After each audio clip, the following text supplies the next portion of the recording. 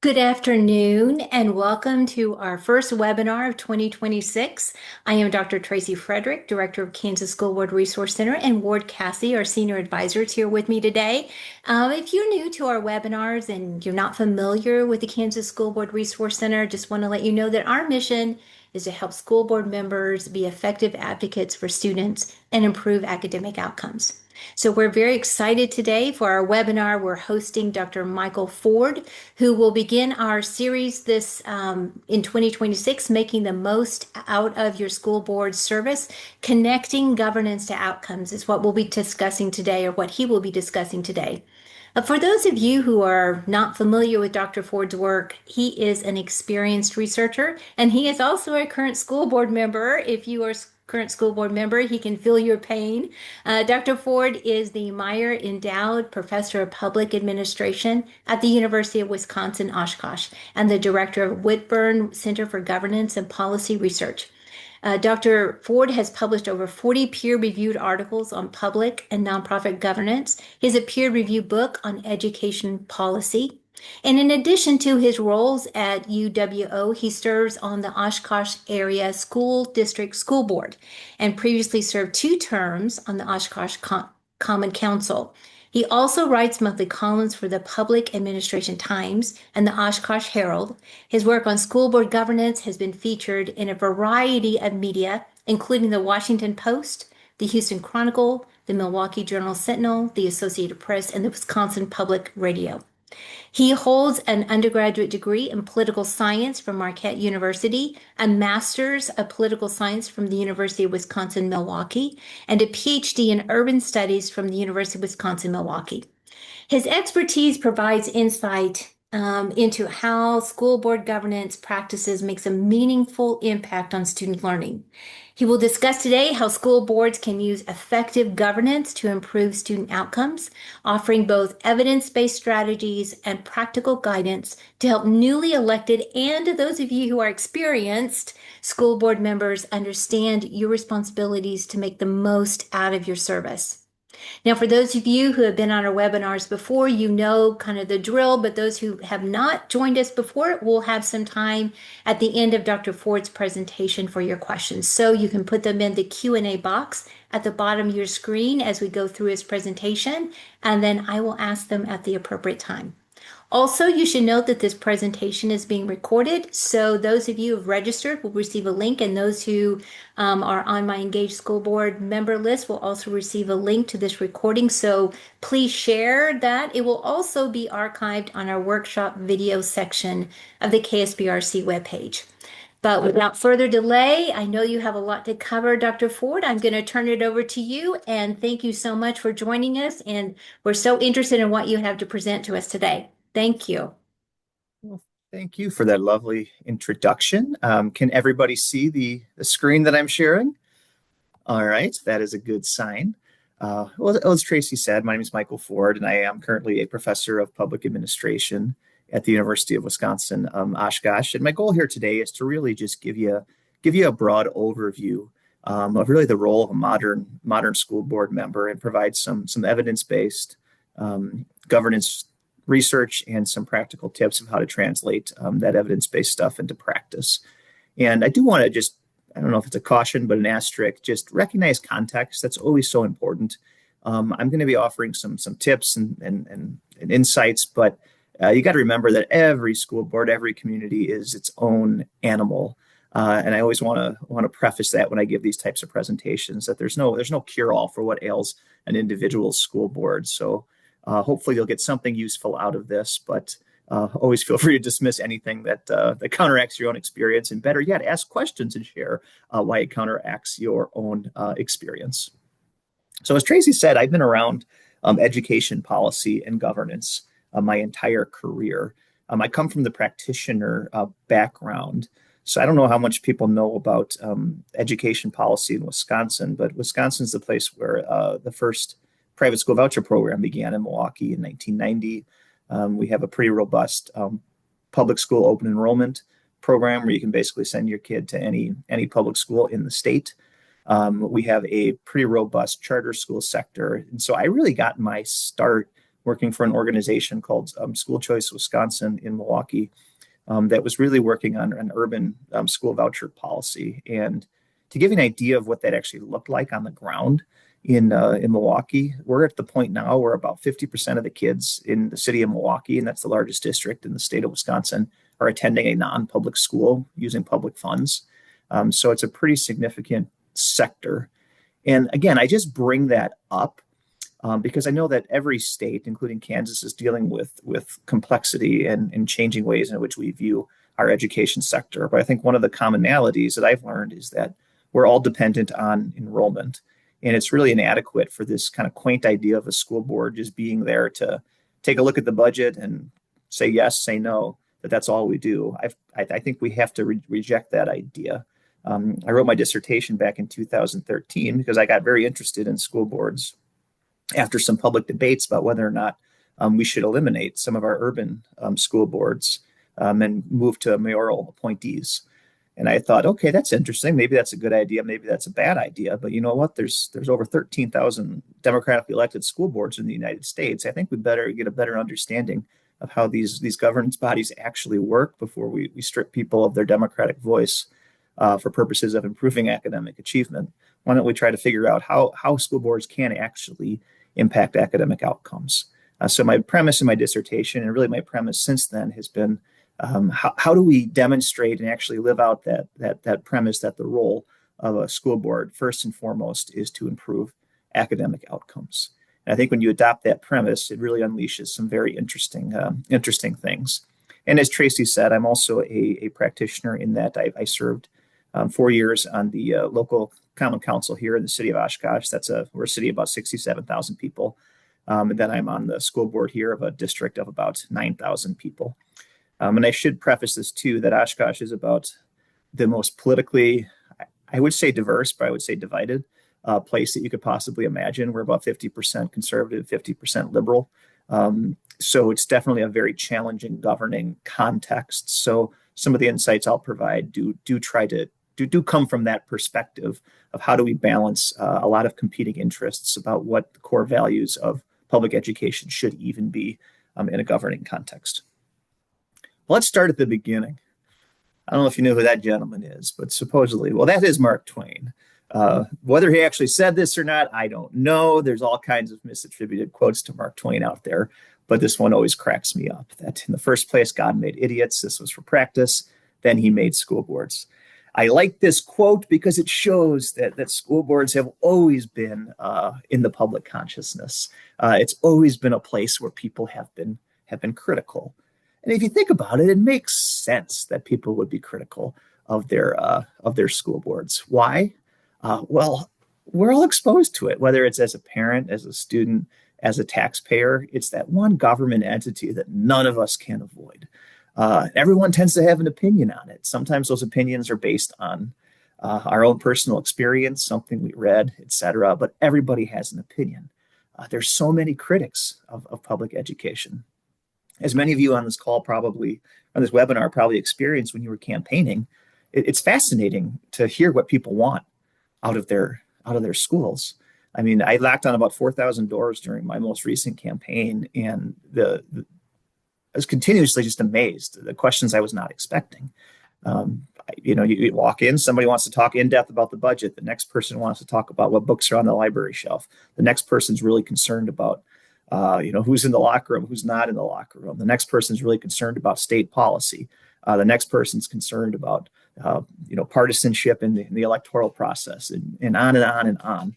Another person has a really personal story about their child being bullied. Another person worried about racial challenges in the school district. And I can keep going on and on and on. But it just struck me that we have this fundamental premise in our school districts, and really in all of our local governments, that resources are finite, needs are infinite, and values are divided. So we're starting in a very, very challenging place. From a global perspective, trust in government is declining in general. I think in a democracy, when we see trust in government declining, that means trust in one another is declining. And certainly in the education space in particular, I think COVID in many states blew that up a little bit. where people, I don't know how Kansas operated, but here in Wisconsin, we had a year where our students were all at home. And that certainly fundamentally changed people's relationship with public education. As I mentioned before, we're seeing an increase in publicly funded schools that are not directly under board authority. So it's forcing us that are working on school boards to recognize this more competitive environment. We have an incredibly limited scope of authority. There's definitely a disconnect between what school boards actually have the power to do and what I think many of the members of the public think we have the power to do. And that creates a lot of challenges because oftentimes when we're taking a policy action, setting a tax levy at a certain rate, if we're doing it because that's what the state law kind of requires or where we're put into a box, that's not a very satisfying answer to a perhaps skeptical taxpayer or voter wondering why you did something or didn't do something. I say tasked with the impossible, but I think we are tasked with the impossible. We are asked to do so much. We ask so much out of our public schools. And I could go on and on about that, but I think we all grasp that. And I say this as a parent of a 16 and 13-year-old, whom I was very, very happy when COVID ended and they got to go back to school because I joked I was like Nixon and Kissinger doing shuttle diplomacy going back between my two kids' bedroom, and it was about the most challenging year of my life. And here I am, a PhD that studies this stuff. I can't imagine how it must have been for families that didn't have the option of somebody being at home and having the time to actually do that. And then we have the challenge of information, the good, the bad, the ugly. It's all over the place. And the way people get information. It's not like it used to be where there's a daily newspaper in every small town that's putting out information that we all agree is fact. Now, if you have a problem with your school district or concern, you can probably just go to social media and find something that either confirms your bias or stirs up the community. It's just really hard to know what is true and what is not true. So, yeah, we're in a challenging moment. But again, I take some odd reassurance that this is not a new moment. School boards have always been of interest and somewhat controversial in American history. But we do have a special place in U.S. history, and I think that's important to remember as well. School boards date back to 18th century Massachusetts. State passed a law there that said towns should have oversight over their schools. And I think that's such an important thing to remember, that our schools are designed historically in the United States to reflect the values of the communities they serve, meet the needs of the communities they serve. Hence those diverse values that those that are elected to oversee their school districts, the diverse values they hold and that they translate into a governance plan is really a sacred and important thing. And I think it's a way that we can combat some of that declining trust, both in our public education system broadly, but also in our governing institutions. And like I said before, there's over 13,000 of these things. Some are really high up, really do really well. Some don't do well, and everything in between. So whenever I get into these governance debates with other academic types, like, are school boards a good thing or a bad thing? I say, well, that's an impossible question to answer. I think they absolutely can be a great thing when they're done well. But like anything, when you have a poor governance, poor governing construct, or board members that don't know what they're doing, are unable to give their superintendent clear direction, yeah, that can go in a bad direction very quickly. Hence why I'm so passionate about finding ways to improve school board governance so we can deliver on the promise. So let's start really broadly here. What do school boards do? And I don't mean to insult any of your intelligence because you all sit on school boards, but I can tell you I've been shocked even in my first year here on my local school board that I've got members that I serve with that kind of ask this question, what is our role? What are we supposed to be involved in? We make policies. Yes, we certainly do make policies, but we do make policies within the constraints of what the state will allow us to do. And we also have to navigate that pesky thing called democracy, where we have to make sure that we're not just making unilateral policies. I might have feel really strongly about a curriculum change or something. That doesn't mean that the majority of the board does. It certainly doesn't mean it's consistent with the operational plan that the superintendent has. But certainly policymaking is one of the key things that a school board does, and how we translate our leadership into action at the school building level. Perhaps the most important thing we do, hire and fire. the superintendent or the school district administrator. I should put evaluate in there as well. That's hugely important. Tomorrow night we're doing that here in Oshkosh, and it's going to be a difficult one, and it's always a hard one. You got to remember a superintendent, or is that what you call them in Kansas? Superintendent? Yeah, I know some states call them administrators, and people get angry if I call them a superintendent in their presence. You're talking about a CEO that's trying to oversee a very, very complex organization, and it's really important that we as a board give them clear guidance, put them in a position where we can hold them accountable for executing the plan that we give them. Passing the budget. I think that's one of the most important things that a school board does. Where we choose to spend the resources that we do have control over really shows what we value or don't value. So that's how you really translate that limited resource reality into action, is through the budgetary process. And I think even the way we present the budget is hugely important. To me, that is the contract between the school district and those whom we govern. And I'm always critical of school districts that don't put a lot of time into their public presentation of the budget, because to me, it's showing that you're really not showing the proper respect to the public, that you care about where their money is going enough to really show them in language they can understand how their limited resources are being spent. School boards legitimize the actions of the district. We serve as the bridge between the public and their schools. We serve that accountability function. Accountability is a funny word. If I asked 10,000 people, in fact, I did this. I asked 5,002 school board members in a national survey how they defined accountability. It was an open-ended question.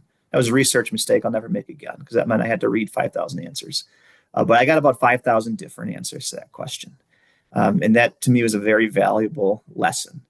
That accountability is something we all want, but if we're not on the same page of what it means, especially serving together on a school board, we're just talking past one another.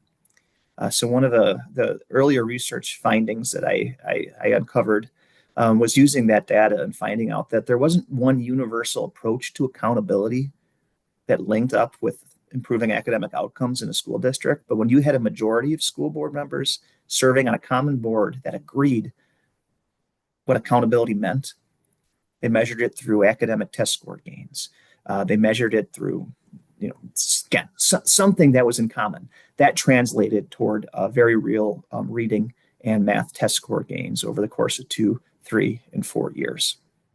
And you'll see that I'll talk a little bit more about that going forward, but that ties into this larger lesson today, that alignment is much more important than one silver bullet approach to governance.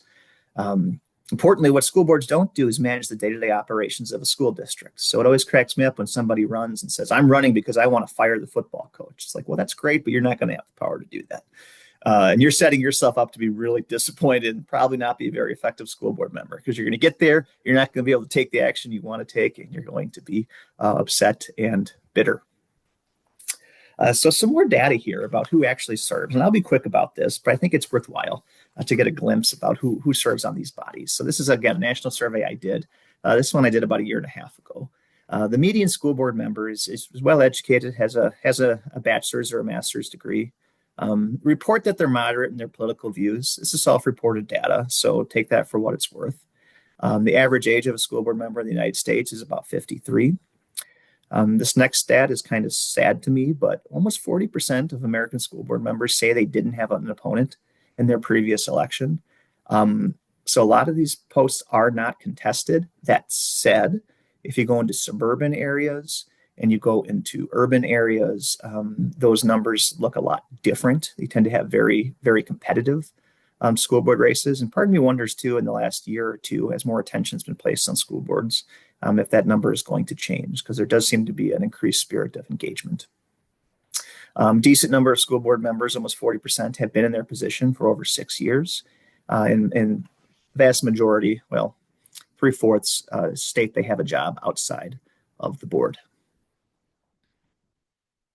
Let's take a look from a different point of view of what superintendents think of their school board, both how they operate and what they think they should be focused on. So this was another national survey I did, because I thought it was I can ask school board members how things are going, But I think it's helpful to see how the people they hire and the people they employ to run the day-to-day operations actually view their boards.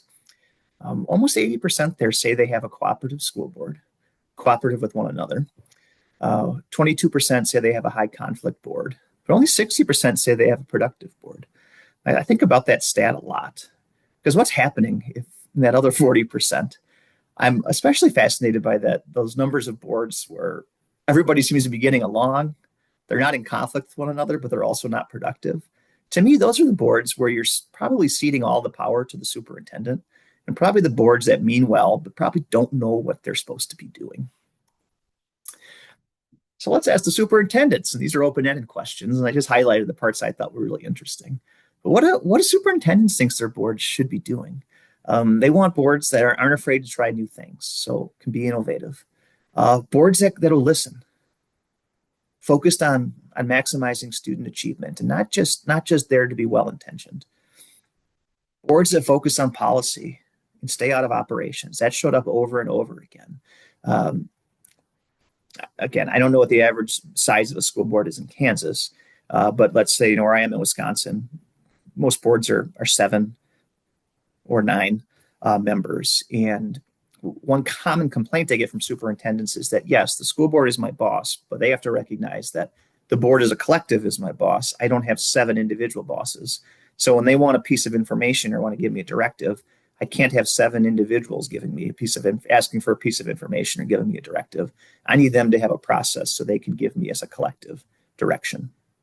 And superintendents, I find crave that, because you're putting them in a position really to fail if you don't have those structures in place, because you're forcing them to operate in a way they think is best, that the board as a collective might be on board with, might not be on board with. Keeping emotion out of it. Superintendent says they want to leave those personal feelings at the door. I'll talk a little bit about conflict types in a minute, but certainly that relationship conflict that can exist on a school board is one way that school boards get off track, that they get hung up on these negative conflict types. When you ask these same superintendents about the challenges that their boards are facing, it's a lot of the stuff that you're seeing across the country. Enrollment going down. How do we keep staff? Having mental health crises, state funding formulas, a board that might be disengaged, shifting membership, increasing partisanship on our boards, all kinds of different problems out there that I think are pretty universally understood across the board.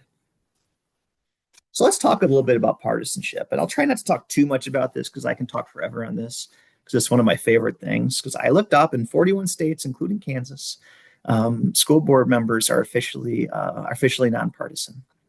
Right? You don't declare as a Republican or a Democrat. Now, that said, I'm sure that Kansas boards are not immune to ideologically driven politics. And when I've surveyed board members across the country on this, about 25% of them say that, yeah, there certainly is significant influence over my decision coming from interest groups, including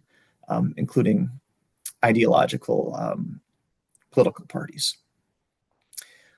63% say that they listen to these groups when it's appropriate. That said, just over half of all school board members claim an ideology, liberal or conservative. Going back to what I said before, most say that they're moderate. And when you look at the data, there's really no clear indication that, yeah, a conservative board member does better than a liberal board member. But I think it's important for us to unpack a little bit about why our school boards, at least in 41 states, have the nonpartisan label to begin with. It really goes back to some of the political corruption we saw in the machine politics area in the late 19th and early 20th century. And this is where we had really just nakedly partisan local government, where you had local governments that were using the spoil system. In other words, government being used for personal gain to advance narrow party interests, as opposed to focused on the main task at hand, which in the case of a school board is improving educational outcomes. So the structures that exist right now really were a response to this from the progressive area, not to get too Professor Ford on you, but the reason we have nonpartisan office, the reason we have superintendents and professional management of our school districts, and the reason many places have at-large elections as opposed to district elections was in a response to try to get some of these partisan corruption from this era out of our local governing bodies. Now, all that said, I think it's definitely creeping back in. And anytime I bring up the fact that it's not partisan, people will say, yeah, you say that, but that's really not true.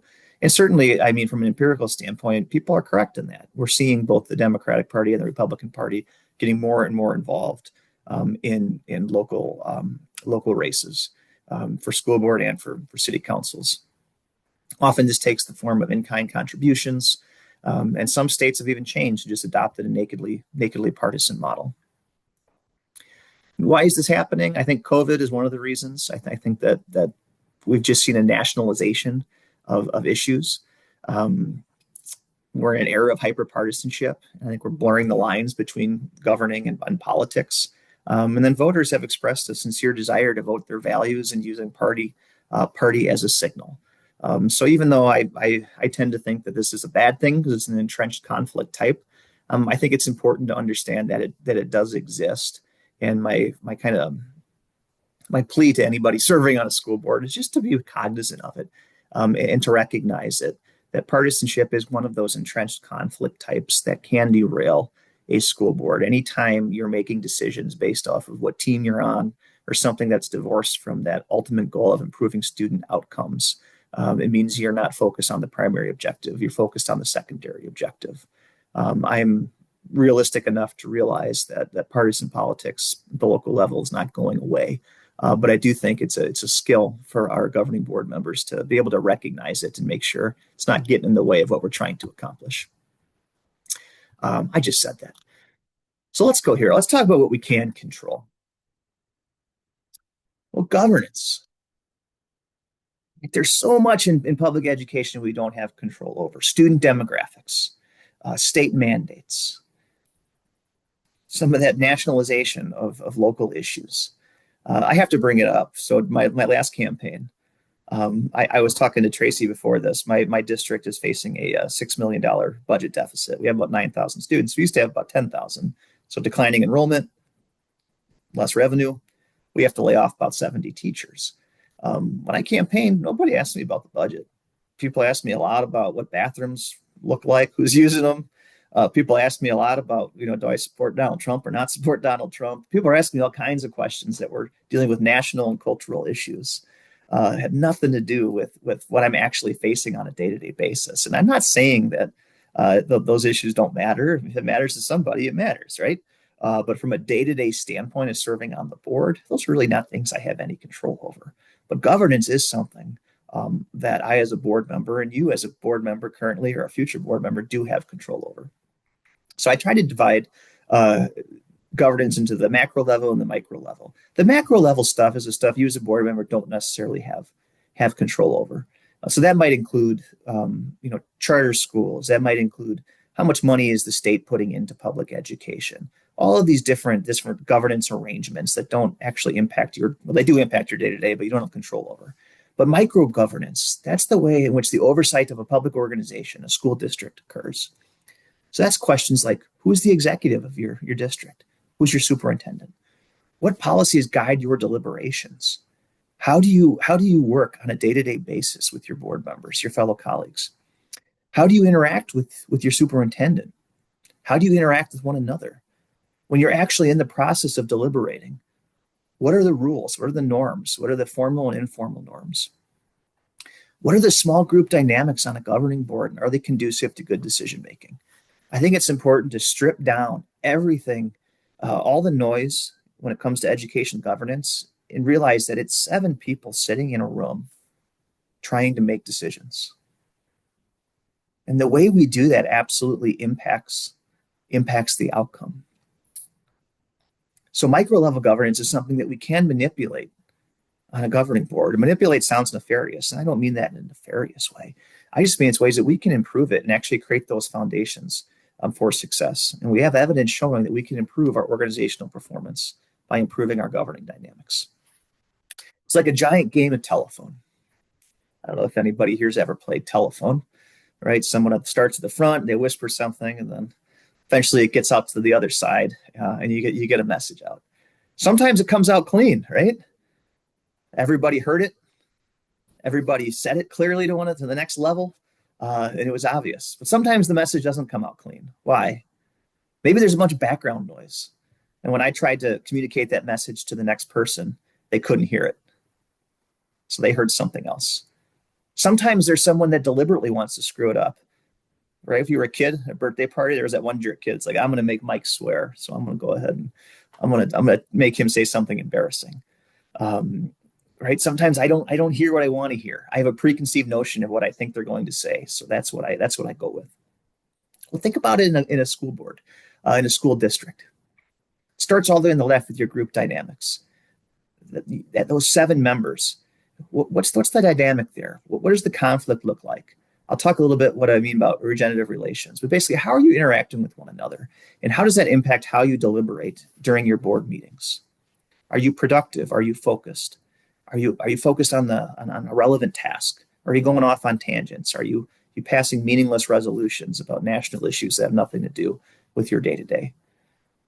Because that group dynamic and the quality of your deliberations, that's impacting how you're passing that message on to your superintendent about what you expect to be done, what your goals are, what your timelines are for those goals, what your expectations are for reporting. And that enables you to hold that superintendent accountable.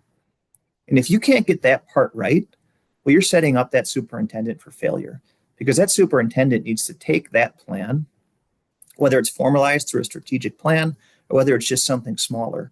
They need to take that and actually implement it in the school building. They got to get that message to their principals, to their school leaders, and that principal has to get that message into the classroom. There's so many places where that can go wrong. And a lot of it you can't control as a board, but you can control that first step. If you can't get that clarity of policy guidance to the executive, you're setting yourself up absolutely to fail. If you get to that point, your organizational outcomes, right? If they meet the needs of the students, it's being done despite the board.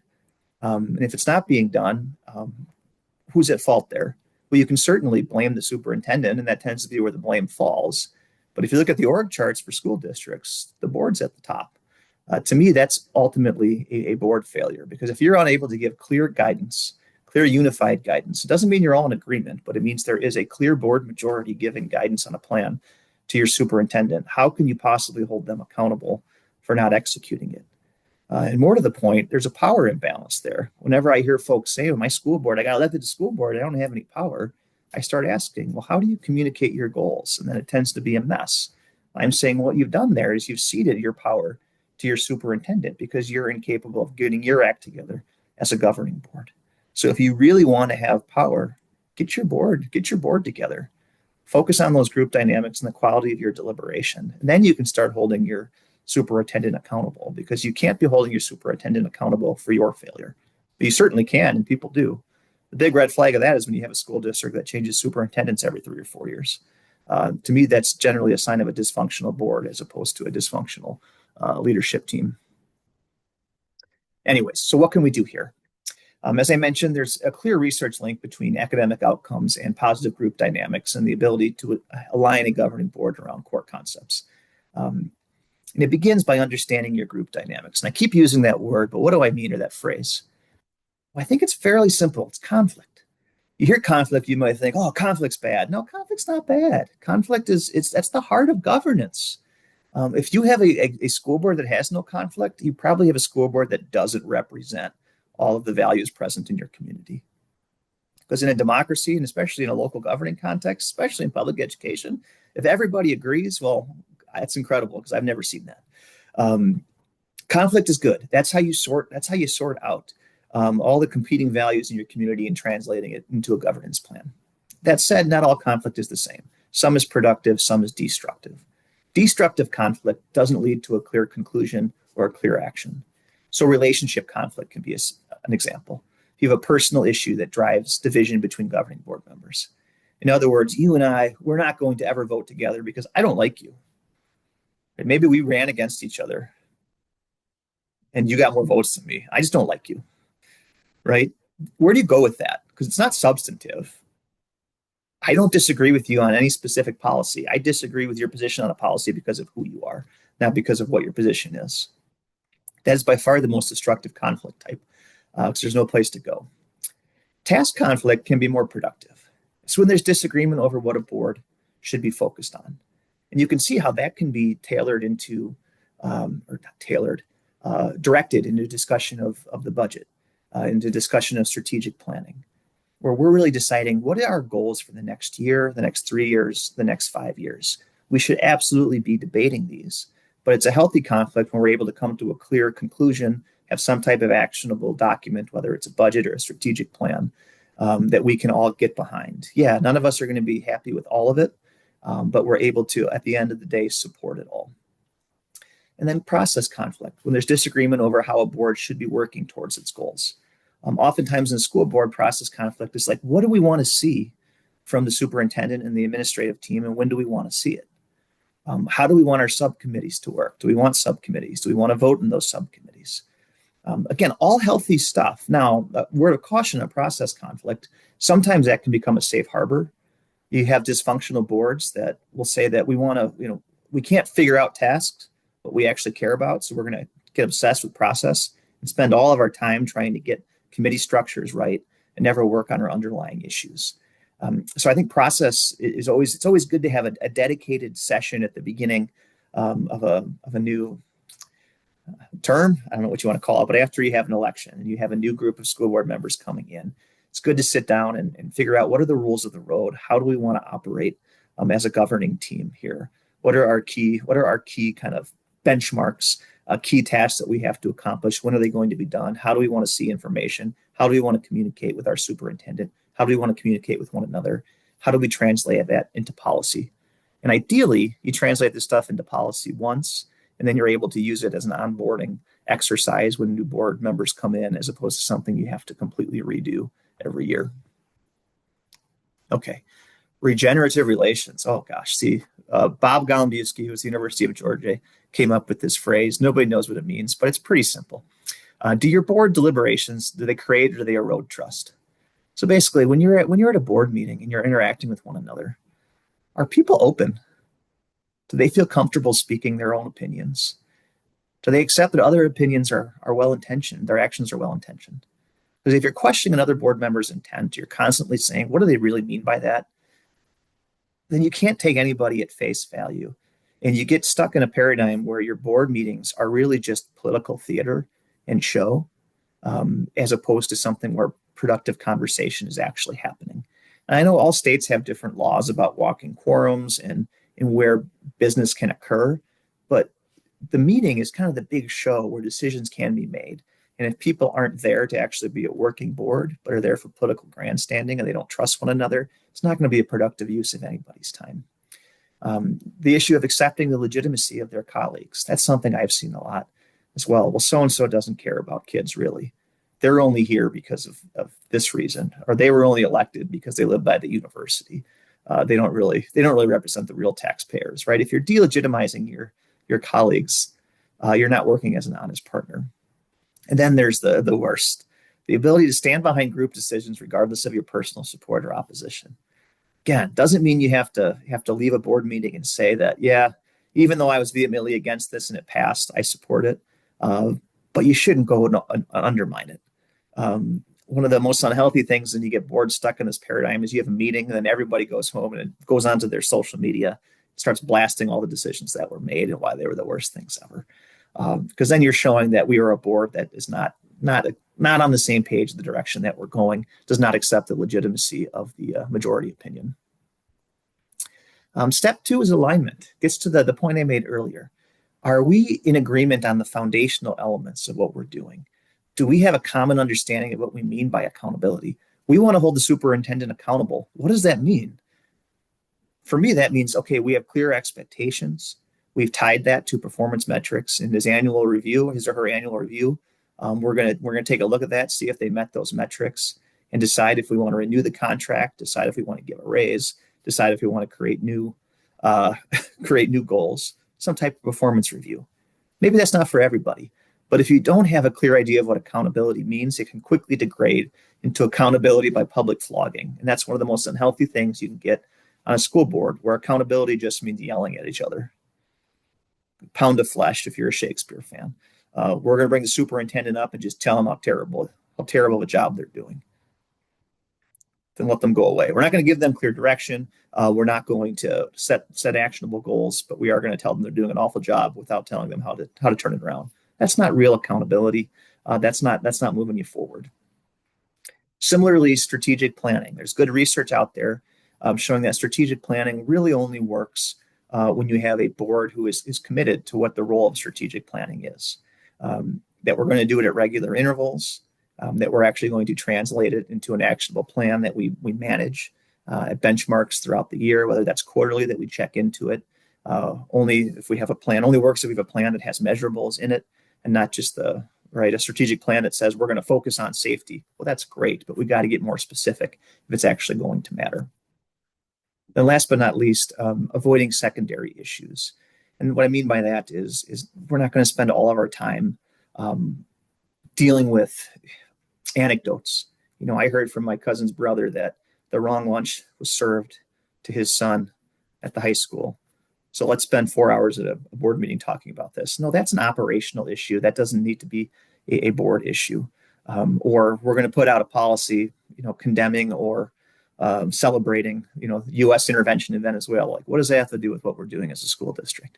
But you see school boards start to get stuck in these patterns of focusing on secondary issues. Then last but not least here, understanding roles. What is the role of a board member compared to their colleagues, compared to the superintendent? Is there a clear job description? Every school district should have a clear school board member job description, should have a clear explanation of the difference between governance and operations. Because when you have confusion there about what the role of the school board is compared to the superintendent, inevitably folks are going to be stepping on each other's toes, and the community is going to be confused. And decision-making is going to suffer.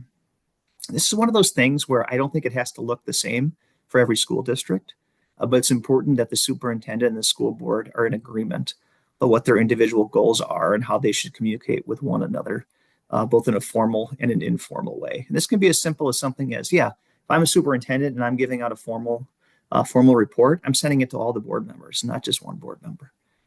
Right? There's a whole list of scenarios you can create, but when you put these things into policy, it prevents some of the confusion that can derail a governing board. And certainly there's the basic educational component, making sure that your board members have an idea of how education, finance, and assessment works in your state, zones of discretion. And all I mean by that is what you're in charge of and what you're not in charge of. So beyond role, when I talk about role, I'm talking the difference between the superintendent and the administrative side and the governance side. Zones of discretion, I'm really talking about, is this something the school district's actually in charge of, or is this something the state's dictating to us? And then there's the day-to-day of running the meetings. If it's Robert's rules or something, it's always important to have some type of cheat sheet, because you don't want to get caught in a situation where a board member has more power than other board members just because they're good at Robert's rules, or they somehow are governing by technicality. That's a really good way to destroy a group dynamic. So I'm almost up against 15 minutes. So I'm going to spare you this graph. I'll just say to you all that the whole point here is that when you have a positive, strong governing dynamic, it reinforces public trust. It reinforces legitimacy. It builds on itself. It creates this foundation for success. Now, what do you do when things aren't going so well? Well, yes, when you have role confusion, when the superintendent and the board aren't sure about who's in charge of what, that's where the job description and some type of corrective action from the group comes in. And you're going to hear me say this over and over again. Well, you won't, because I'm almost done here. But corrective action just means, is there a leader on the school board? And it doesn't have to be the board president, but someone in there who's respected, who's able to take people aside, not publicly embarrass them, but let them know when they're stepping out of their role. That's so important to get those cohort of leaders, whether they're formal or informal, who are universally respected. And sometimes I know that's impossible. But ideally, you want a board that can police itself, as opposed to a board that needs to be policed by a superintendent, because that's a good way to destroy a superintendent board relationship. Relationship conflict is a tough one. There's stuff like civility pledges, but I'm not convinced that people actually, I don't know. My personal experience is that if you're not being very civil, a pledge is probably not going to solve the problem. But I do think that's another place where a board policing itself in setting a tone and creating a general culture of mutual respect goes a long way at the start of a year. Process conflict and groupthink, lack of trust. I mean, all of these things can be addressed with clear expectations. Anytime you can take an expectation and put it into a policy statement as so as to take ambiguity. What I mean by that is common questions I get is, how do I get something on the board agenda? Again, that shouldn't be a mystery. Make it really, really clear. Or if I have a request of the superintendent for a piece of information, how do I go about this? Put those things in policy statements. Make it very, very clear.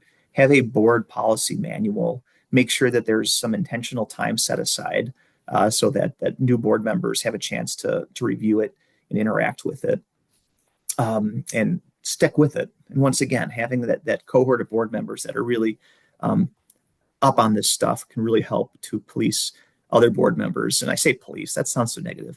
Mentor board members who might be new or perhaps are unfamiliar with how the board operates. And I'll just conclude by saying that, I can share all this stuff and I can share all the research, but it's important to note that governance is ultimately an enabling action. You're not going to magically improve student outcomes as a school board. But if you don't have that strong foundation of governance, you're certainly never going to put the superintendent and the administrative team in position to succeed. And if you really want sustained success, it takes that systems thinking. It takes that high functioning board that represents the values of the community, that continues to reinforce trust. That's when you start to see the outcomes materialize. And it doesn't have to take forever. The good research out there shows that when you get a positive group dynamic, you're talking about 2 or 3 years, you start to see real changes in test scores and attainment scores. I also think it's important to note that, the group is stronger than the sum of its parts. I misspelled some there. All you need is a majority who really buy into it. There always can be one board member that just doesn't buy into it, and that's unfortunate. And you hate to ever marginalize anyone. But my solution always, or my recommendation to people when they say, I have this one board we just can't deal with, this one board member we just can't deal with, they don't buy into any of this. I say, well, you got to make clear to that board member that if they want to be successful in meeting their policy goals, they ran for a reason. They have to operate as a member of this board. If they choose not to, all that's going to do is prevent them from meeting their policy goals and serving their constituents. Does that work? Hey, once in a while. It's unfortunate, but I think that when you have a strong functioning core group, people are going to want to be a part of that. And I think it reinforces in the future too. You get better candidates, stronger candidates. Okay, I'm up against it, so I'm going to shut up and yield to questions here. But I do have my website there. We have all kinds of research stuff on that site if people want to check it out. But thanks for listening. I appreciate what you outlined, Dr. Ford. Yeah. I'm getting a little bit of feedback. I don't know what that is, but anyway, hopefully it's not on you. But don't know if Ward, if you have anything you'd like to add, but I will just lead off with this question. So you have a board, you talked a little bit about conflict, you talked about setting an agenda. As we're thinking about student outcomes improvement, and if you have a board who doesn't really see that as coming onto a new board or an existing board, trying to get everybody's mind wrapped around that being the number one priority. But do you have any, suggestions on how to do that or how to manage that messaging so that you can help people understand the priority of that, the urgency of that?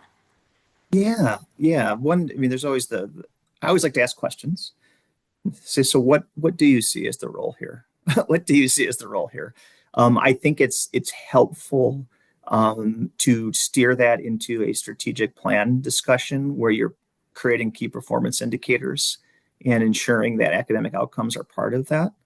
That's a way you can accommodate multiple interests. In other words, if people have other goals, that's fine. Translate it into a strategic plan as well, but just make clear that you can't really have a strong strategic plan that doesn't have KPIs that are not quantifiable educational outcome indicators. So anything you can do to steer the direction that way.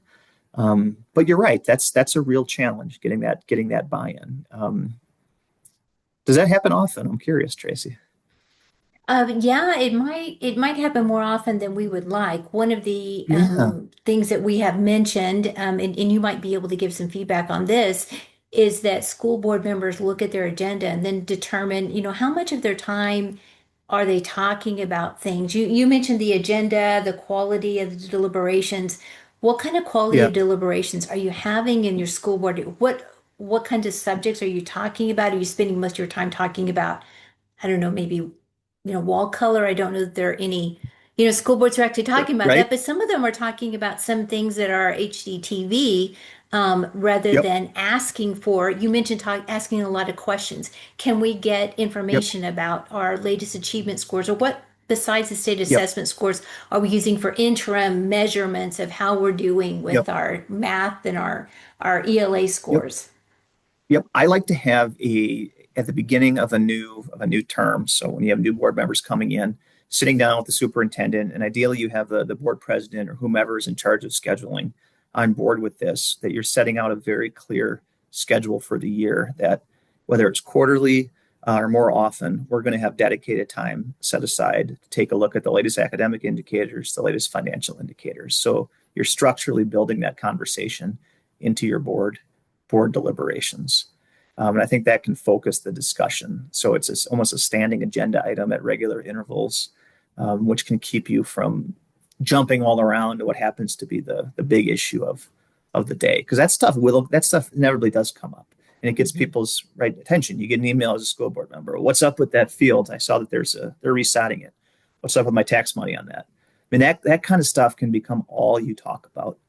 So you really have to be deliberate about scheduling that in there and make that the core of what you're actually doing during your board deliberations, talking about those big things. So, how, what in your experience, you're talking about the budget right now. I know that you've got a budget deficit. There will be a lot of boards Yeah. who will be dealing with that.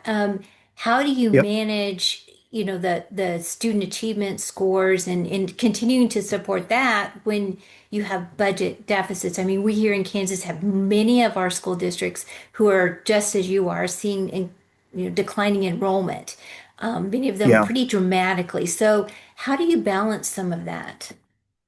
Yeah. I put the pieces together. Um, Making sure that you're able to articulate, and this is something when I talk about holding a superintendent accountable, um, not viewing these things in silos, right? You have your budgetary, I don't know, you can break down and say, what is the school district doing? What are the big things we're spending our time on as a school board?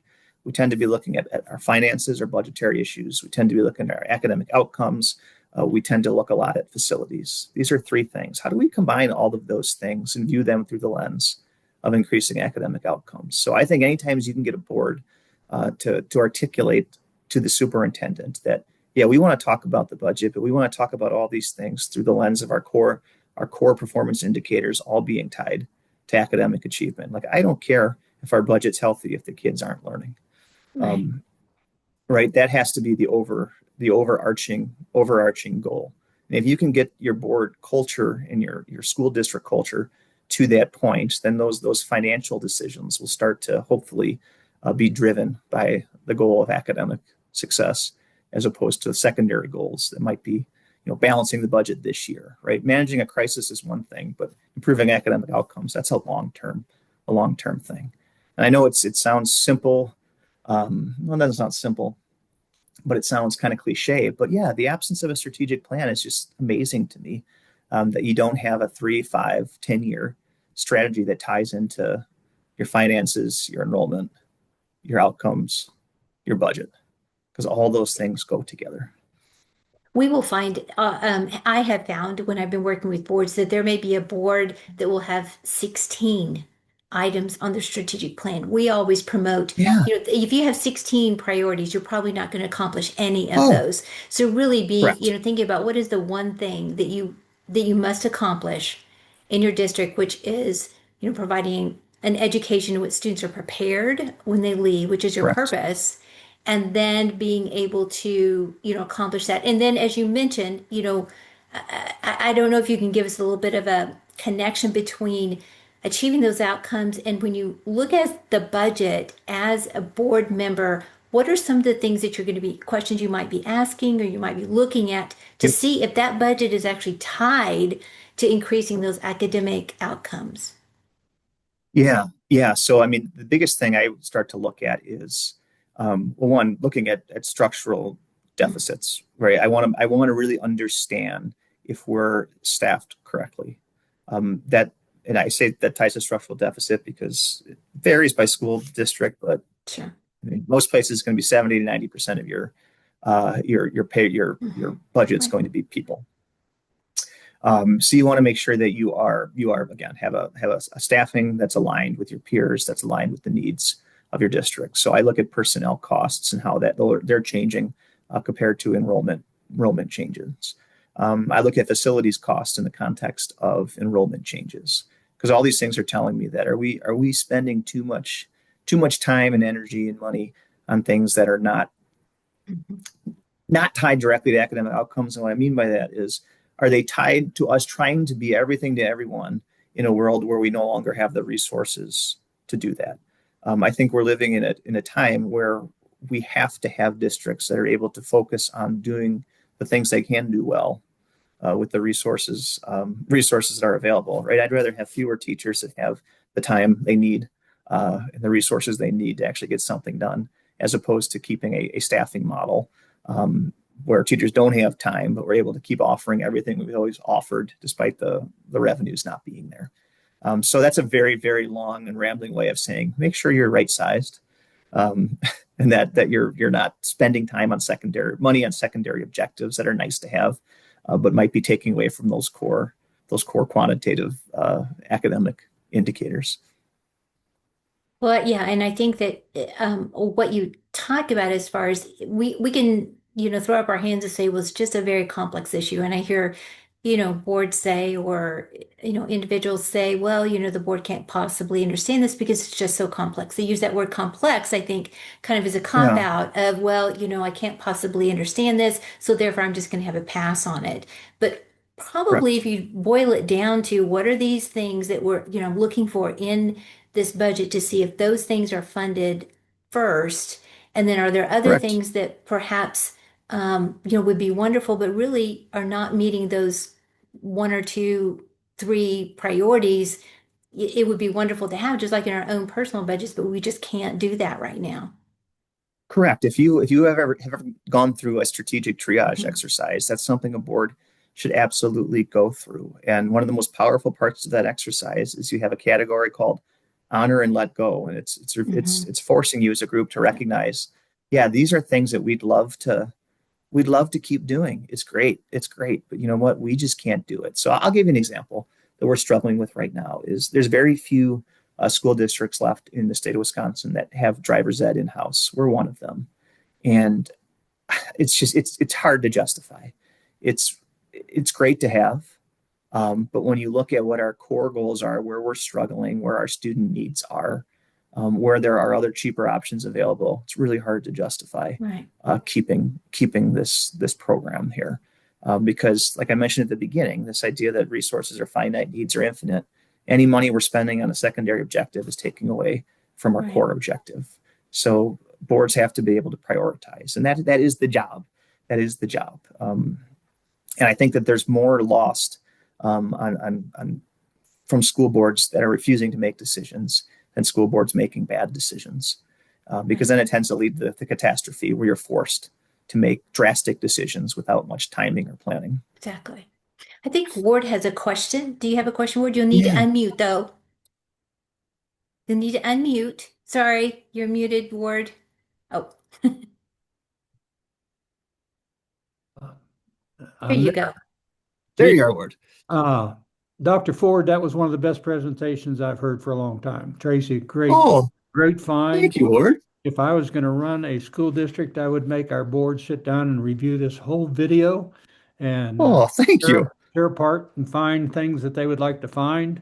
Uh, everything you've said is just so accurate. But I just have two questions. The biggest ones that come up for Yeah. me right now are superintendent evaluations. Was there one there when you got there? Like, how did you determine what your superintendent evaluation, what process did you? Yes, it was just there, and I'll be honest. I am doing my first one tomorrow night. and it's not very organized. There is Okay. a survey instrument that all of our board members filled out, but I'm curious where it came from. It's pretty Yeah, vanilla. that seems to be a standard right now. I mean, you're right. There's so much division, and Yeah. most school boards want to have a decent evaluation and to be fair to the Yeah. superintendent. And then the biggest question, the last couple of phone calls I have is 2-year contracts. Does your superintendent have a 2-year contract? No, it was a 5 year. A 5-year? And what's Yeah. the advantage of long-term or short-term contracts? I mean, why do the school districts you see do that? Yeah. I mean, long-term continuity, that's the big one. I would say I don't know how it is in Kansas and Wisconsin. There's because of licensure requirements, it's not a big pool. So it's very, very competitive. So I will say that they tend to get very generous contracts in terms of timing. So I do think that I don't think the length of the contract is necessarily being dictated by always what's best for the school district. It's probably based on our ability to attract somebody. But it's kind of like, right, it's kind of like a college football coach, right? You want to be able to signal to the community that this person is going to have some time to figure this out and has some time to implement their plan. But it certainly creates some challenges. But yeah, go ahead, Ward. I'm sorry. It's just a question that seems to be asked a lot, but I Yeah, think what do you think? my own personal opinion, you're getting in trouble if the more your contract, what if you don't like that superintendent, want him to leave? Then you have to pay him off for 2 years. Correct. So that Correct. becomes a problem. And it's a tough situation because if you get a good superintendent, you better hang on to him. But all the Correct. points that you've made about how to work with schools and, we have the basic needs assessment that we've been stressing since I've been involved in this. And Tracy basically was talking about that, identifying can you best improve student achievement and spend your money there. And Yeah. looks like that's something you do in your district. And this whole presentation was about that. So I Yeah. just really enjoyed it, really did. Well, thank you. I always my phrase is embrace the boring. I mean, it's right. It's it's not maybe not the best way to win a school board election, but it's the reality of what school boards actually do and actually are in charge of. Well, Well, thank you so much, Dr. Ford. I know that we're about out of time. A few of our folks are going to jump onto, I know, another webinar about finance. I think that's coming up pretty quickly. So I want to thank you so much for the information that you provided and the service to your district. I know that this is volunteer. All of our school board members spend a lot of time, just as you do, providing leadership to your school, and really appreciate those who are student focused. For those of you who are still on the call, we have more webinars coming up on February 12th. You'll find out more information a little bit later. Inga Esping from McPherson Middle School principal and Carrie Brock, the school psychologist, will discuss the process that they went through at McPherson Middle School to make the decision to remove Chromebooks from the classroom. They've implemented that this semester. They'll have an update on that and tell us about that process. And then on February 26th, Daniel Buck and Jordan Adams, national experts, will be with us to discuss behavioral issues in the classroom, the effects on academic performance and student discipline and classroom management. And then we will have more webinars coming up. We have quite a few that we will be organizing. And so please look for that on our events page for our webpage. And we'll also be sending out some of those details. But as always, if something comes up in the meantime, you have questions or you need some kind of support or resource, please don't hesitate to reach out to us and we would be happy to help you. Thanks so much for joining us today, and we hope you have a great rest of your day and wonderful week. Thanks so much. Bye-bye. Thank you.